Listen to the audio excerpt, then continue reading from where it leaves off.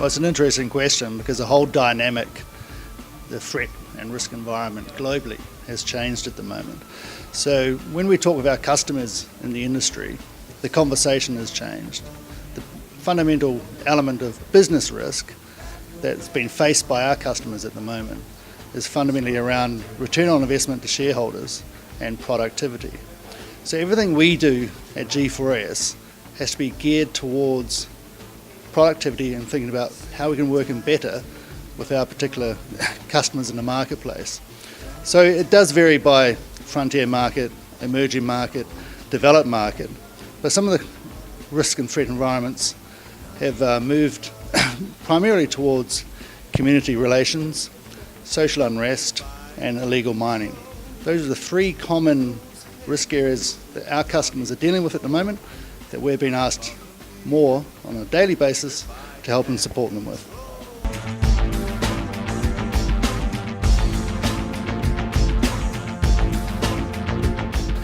Well, Chile's no different. At the end of the day, it's site by site as opposed to country by country. So speaking this week with a number of our customers working in the mining industry in Chile, they are no different. They see moving forward the fundamental issues facing the industry from their perspective and a security and risk perspective, being those involved primarily around community development and a social license to operate now within the environments that they're commonly working within.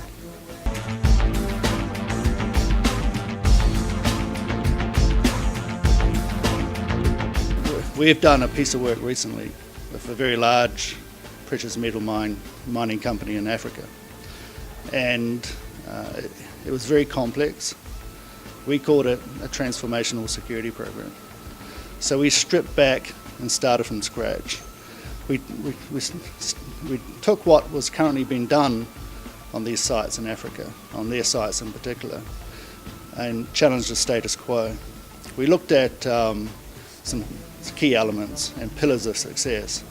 One was community development and community relations, a very critical area, and how holistically we can work as a team, not just in security, but within the community, both the government sector and within a mining company's organisation, to pull together an artisanal mining plan and a social development plan that looks at holistically all the different issues that have been confined to that particular site and local communities, and they can be very complex. We then looked at training, so human rights and the voluntary principles on security and human rights are very prevalent at the moment. So we stripped back our training courses and developed 5 specific mining industry training courses for the mining industry, and we upskilled and trained our officers on the ground. We spent a lot of time training on the leadership elements of our supervisors and project management skills. We spent a lot of time training public security on human rights and what that means. And we spent a lot of time on areas around crowd facilitation, riot control, and rules of engagement with specific teams that were dedicated to dealing with conflict management. We then looked at technology. So technology is the future of security. It's no longer an issue of perimeter fencing and 2 feet on the ground with guards.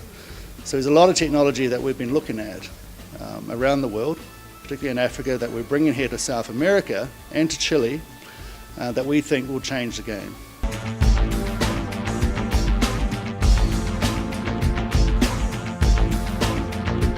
We have an integrated security management plan for the mining industry, which is made up of 100 service lines, looking at travel risk management, risk consultancy services, remote site facility services, technical and electronic security solutions, man guarding and secure transportation.